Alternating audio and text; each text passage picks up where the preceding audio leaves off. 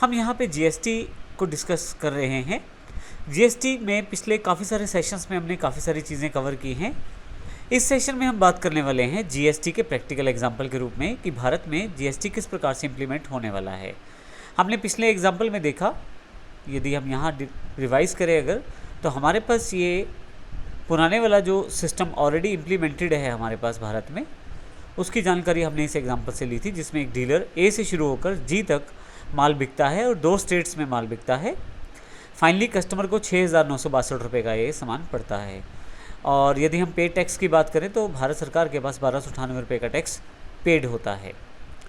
आइए यदि इसी वस्तु को हम जीएसटी के साथ देखें तो किस प्रकार से इसको इम्प्लीमेंट किया जाएगा, उसकी जानकारी हम नीचे वाले एग्जाम्पल से ले सकते हैं।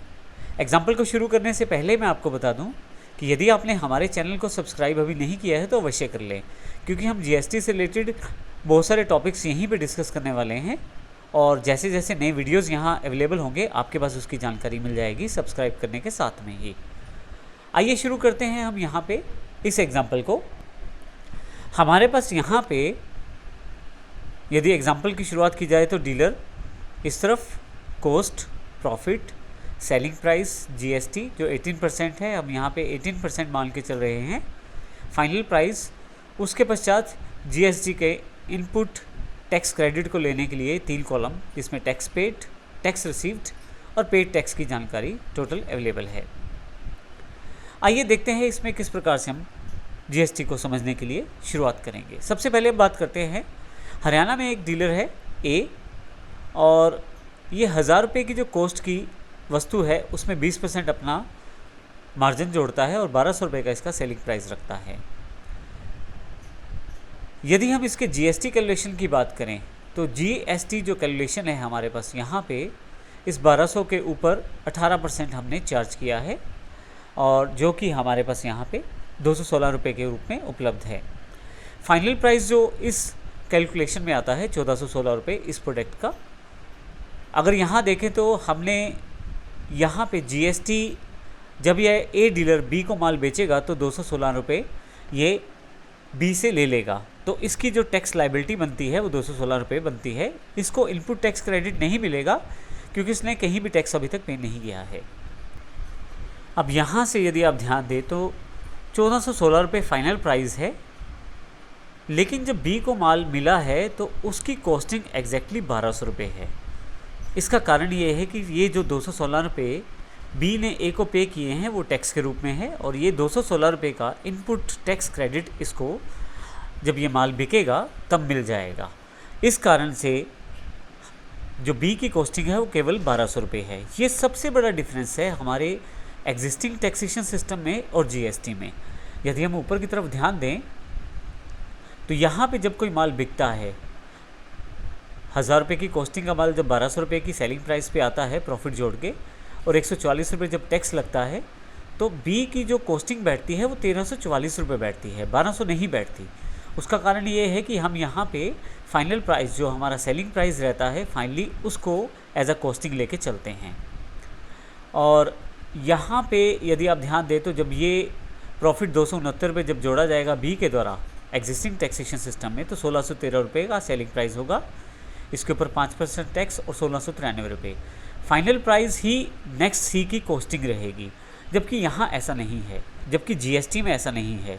तो इस एग्जिस्टिंग जो हमारा टैक्सेशन सिस्टम है इसकी सबसे बड़ी कमी यही है कि हम यहाँ पे टैक्स के ऊपर टैक्स पे करते हैं। अर्थात यदि आप ध्यान दें तो 1344 में 144 रुपये शामिल हैं और जब ये 81 रुपये टैक्स लगा है तो ये 144 के ऊपर भी लगा है और 1,200 रुपये के ऊपर भी लगा है, क्योंकि सेलिंग प्राइस तो 1,200 था, 144 रुपये एक्साइज ड्यूटी लगी थी, तो 1,344 के ऊपर ये टैक्स 5% लगा है।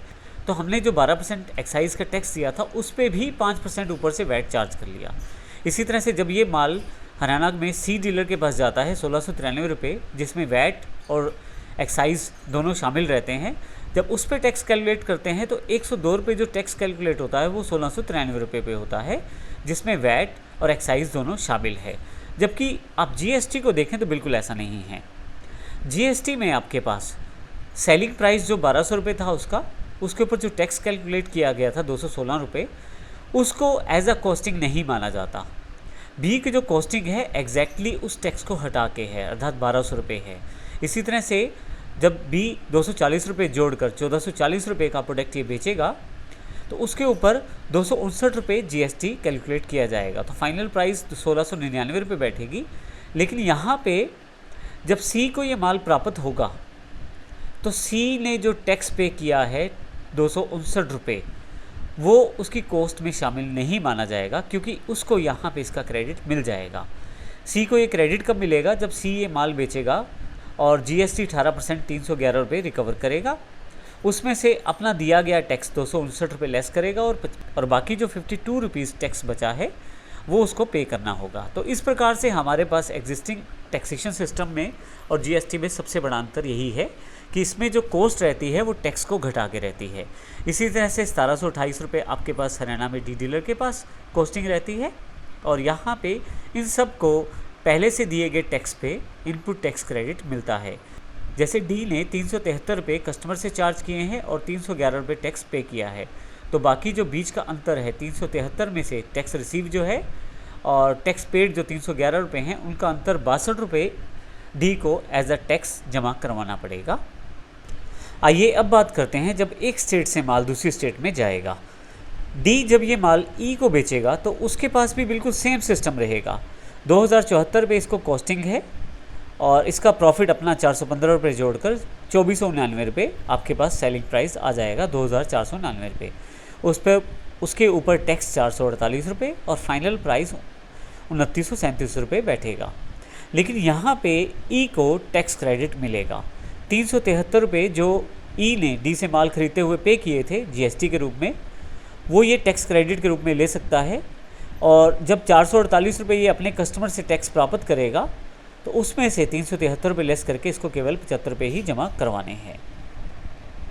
तो इस तरह से यदि आप पूरा एग्जाम्पल देखें, एक स्टेट से दूसरी स्टेट में माल बिकने पर भी सभी पक्षों को, जितने भी बीच में डीलर्स, मैन्युफैक्चरर, ट्रेडर्स रहे हैं, उन सब को अपना इनपुट टैक्स क्रेडिट मिलता है। शुरू से लेकर एंड तक यदि आप देखें तो हर एक को जो टैक्स उसने पे किया है, जब वो सेल्स करता है उस टैक्स में से वो घटा के ही बाकी टैक्स उसे पे करना होता है। तो इस तरह से सभी के सभी डीलर्स को यहाँ पे इनपुट टैक्स क्रेडिट मिलता है। इसका सबसे बड़ा लाभ ये रहता है कि यदि आप देखें तो फाइनल टैक्स जो पे किया गया है 645 रुपये पे किया गया है। और यदि आप कस्टमर की बात करें तो आप कस्टमर को जो रेट चार्ज होगा वो 4229 रुपये होगा, जबकि ऊपर की तरफ हम देखें तो हमारे पास ये जो रेट है 6962 रुपये है।